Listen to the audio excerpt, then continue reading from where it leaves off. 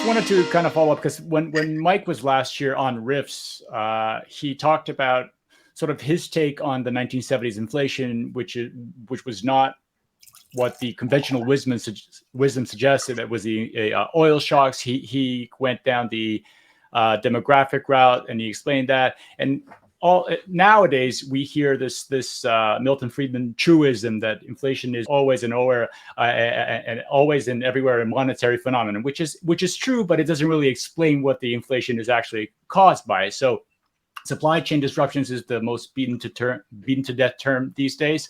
We obviously know that the fiscal outlays played a big role here.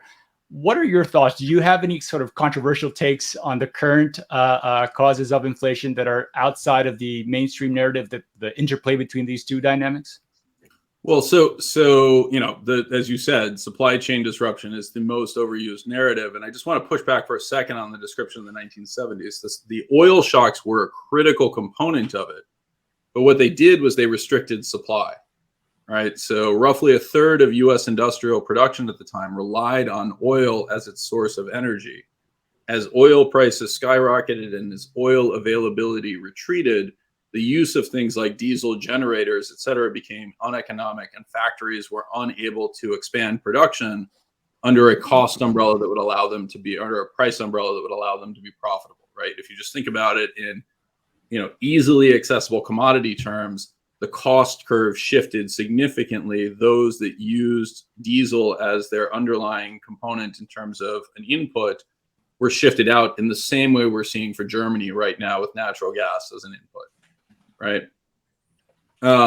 So that component played a critical role, but the real issue in the 1960s and 1970s was this extraordinary growth in the population and the labor force that required a continual expansion of the capital investment in order to keep the capital labor ratio somewhat constant or growing, which facilitates productivity.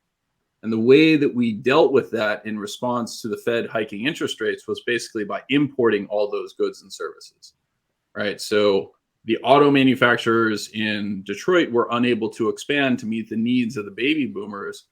Remember, this is the 1970s, auto sales hit record levels.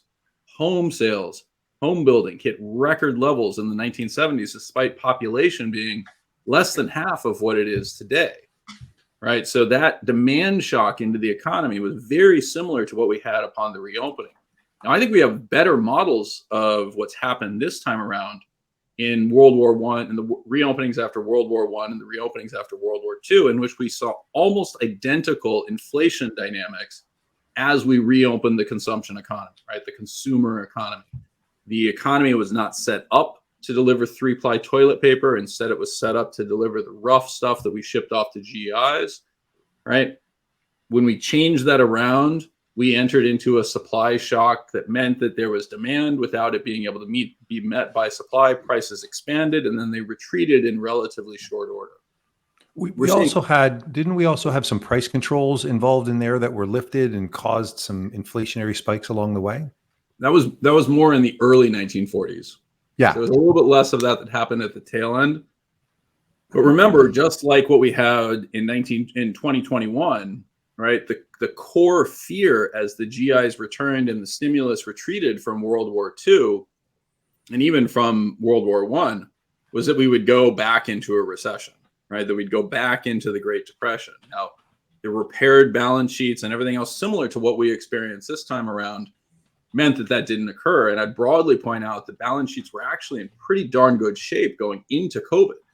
Right, we'd had a period of elevated household savings. The savings rate was higher. People had paid down debt. They'd begun the process of increasing their debt by adding to home ownership rates, which again makes perfect sense as the millennials began to try to acquire homes. But the simple reality was that we short-circuited all of that with the original sin of shutting down the economy and doing so in a truly chaotic way that we just, I still don't think we have a reasonable explanation for why we behaved the way that we did. In lockdowns and stuff? Well, we probably don't need to debate that in retrospect. No, it's not worth debating. We chose to do it, right? Let's just be very clear. And then in reaction to that, we did what every population in history has done.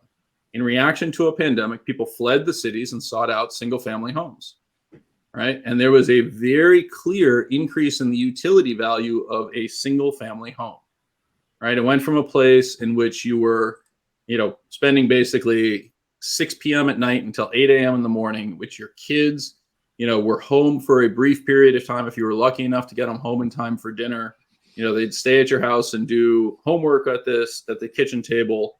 You and your wife would watch TV a little bit, and then you'd go to bed and you'd start the next day by going off to school, work, etc. We replaced that whole process with an environment in which we were locked into our homes.